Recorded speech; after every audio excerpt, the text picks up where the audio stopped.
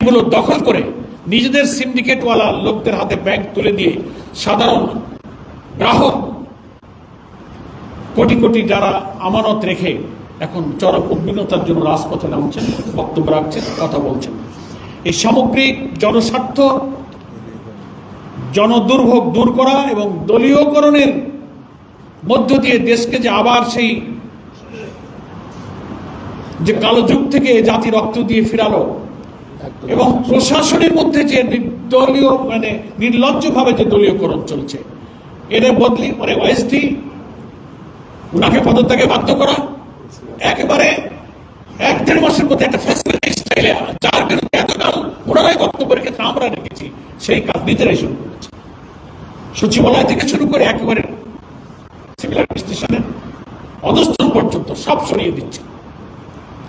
তো ফলে আমরা দেখছি যে শাসন ব্যবস্থার, রাষ্ট্র ব্যবস্থার কোনো গুণগত পরিবর্তন হয়নি। সে কারণে এর একমাত্র সমাধান হচ্ছে জুলাই সনদে যে সংস্কারের ব্যাপারে জাতি ঐক্যবদ্ধ হয়ে সম্মতি দিয়েছিল, সবাই সংস্কারের পক্ষে। জুলাই সনদে আমরা স্বাক্ষরকারী যে দলগুলো ছিলাম, প্রত্যেকটি কথা জুলাই সনদের সব কিছুই পুরোপুরি বাস্তবায়ন করা ছাড়া এর যে আইনি ভিত্তি, আমাদের সংবিধান সংস্কার পরিষদের অধিবেশন আহ্বান এবং সেটাকে এই জুলাই সনদকে আইনে রূপান্তরিত করে সংবিধানের অংশ হিসেবে যুক্ত করা, এই ছাড়া আমাদের সামনে আর কোনো সমাধান নেই। সেই জন্য সমাজের সাংবাদিক বন্ধুগণ, সেই গণভোটের গণরায় বাস্তবায়নের জন্য আমরা চলমান আন্দোলনকে এগিয়ে নিয়ে যাওয়ার জন্য আমরা পরবর্তী দফার কর্মসূচি আজকে ঘোষণা করছি, যা কিছুক্ষণ পূর্বে আমাদের শ্রদ্ধেয় শীর্ষ নেতৃবৃন্দ এই কর্মসূচির ব্যাপারে একমত পোষণ করেছেন। আমাদের এই আন্দোলন ইনশাল্লাহ চলবে। দফায় দফায় শীর্ষ নেতৃবৃন্দ পরিস্থিতির আলোকে এই গণভোটের গণরায় বাস্তবায়ন শীর্ষে আর প্রত্যেকটি সময়ের চলমান জনদুর্ভোগ সম্পর্কে আন্দোলনও আমাদের ইস্যুতে থাকবে। আমরা সেই কর্মসূচিগুলো আপনাদের কাছে একে একে ঘোষণা করছি। আমরা আপাতত এই দফায় 18ই এপ্রিল থেকে আগামী 2রা মে পর্যন্ত আমরা এই পরবর্তী দফার কর্মসূচি এক এক করে বলছি। 18ই এপ্রিল থেকে 2রা মে পর্যন্ত যে কর্মসূচি আমরা আজকে শীর্ষ নেতৃবৃন্দের সিদ্ধান্ত পেয়েছি সেটাই আমরা বলছি। প্রথম, 18ই এপ্রিল শনিবার 11 দলের উদ্যোগে রাজধানী ঢাকায় গণমিছিল অনুষ্ঠিত হবে ইনশাআল্লাহ।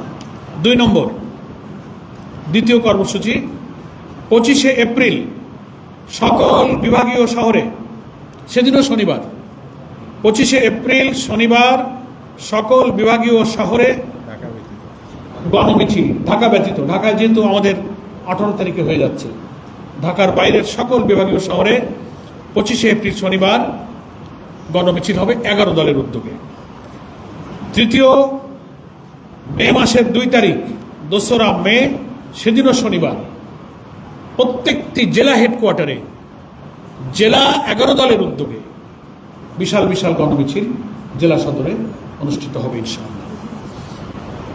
এবং 18 থেকে 2রা মে পর্যন্ত এই যে মাঝখানের দিনগুলোতে প্রত্যেকটি বিভাগীয় শহরে এবং গুরুত্বপূর্ণ জেলা শহরগুলোতে সেমিনার অনুষ্ঠিত হবে গণভোটের রায় বাস্তবায়নের দাবিতে।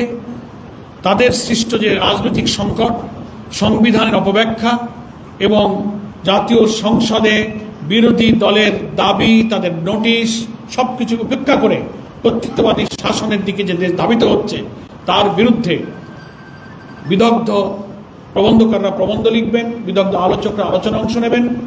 প্রত্যেকটি বিভাগীয় শহর এবং গুরুত্বপূর্ণ জেলা সদরে 18 থেকে আগামী 2রা মে পর্যন্ত, 18 এপ্রিল থেকে লিফলেট বিতরণ এবং সেমিনারের আয়োজন চলবে জেলায় জেলায় এবং বিভাগে বিভাগে। এর পরবর্তী ধাপে এই কর্মসূচির পর আমরা শীর্ষ নেতৃবৃন্দের কাছ থেকে সিদ্ধান্ত পেয়েছি যে বাংলাদেশের প্রত্যেকটি বিভাগীয় শহরে 11 দলের উদ্যোগে সেই বিভাগের অধীন সমস্ত জেলার 11 দলের যৌথ সহযোগিতা এবং ব্যবস্থাপনায় বিশাল বিশাল সমাবেশ অনুষ্ঠিত হবে বিভাগীয় সদরগুলোতে এই 2রা মের পর থেকে। সেই শিডিউলটা আমাদের লিয়াজো কমিটি অবিলম্বেই বসবেন এবং তার সুনির্দিষ্ট তারিখগুলো ওনারা ঘোষণা করবেন। 12টি সিটি কর্পোরেশন এবং বিভাগীয় সদর মিলে এই বিভাগীয় সদরগুলোতে সমাবেশ অনুষ্ঠিত হবে। সেখানে 11 দলের প্রত্যেকটি দলের শীর্ষ নেতারা এই বিভাগীয় শহরের এই সমাবেশগুলোতে ইনশাআল্লাহ উপস্থিত থাকবেন। এটা হচ্ছে 2রা মের পর থেকে আমাদের লিয়াজো কমিটি একটা শিডিউল তৈরি করবেন। নির্দিষ্ট দিনক্ষণ কোন দিনে কোন সিটি কর্পোরেশন বা বিভাগীয় শহরে হবে এই দিনক্ষণ লিয়াজো কমিটি অচিরেই দেশবাসীর কাছে সাংবাদিক ভাইদের মাধ্যমে ঘোষণা করবেন এবং এইগুলো শেষ হওয়ার পর এটা শিডিউল আপনারা জানতে পারবেন দিনক্ষণ। তারপর পরিকল্পনা নেওয়া হয়েছে যে এই রাউন্ড করে আসার পরে রাজধানীতে 11 দলের উদ্যোগে একটা বিশাল জাতীয় মহাসমাবেশের আয়োজন করে শীর্ষ নেতৃবৃন্দ পরবর্তী দফার কর্মসূচি ইনশাআল্লাহ ঘোষণা করবেন। আমি আশা করি আপনাদের কাছে আমাদের আজকের 11 দলের শীর্ষ নেতৃবৃন্দের সর্বসম্মত চলমান আন্দোলনের পরবর্তী কর্মসূচিগুলো ঘোষণা করতে পেরেছি। যদি কারোর কাছে অস্পষ্ট থাকে আপনারা প্রশ্নের মাধ্যমে পরিষ্কার করে দিতে পারবেন। আপনাদের সকলকে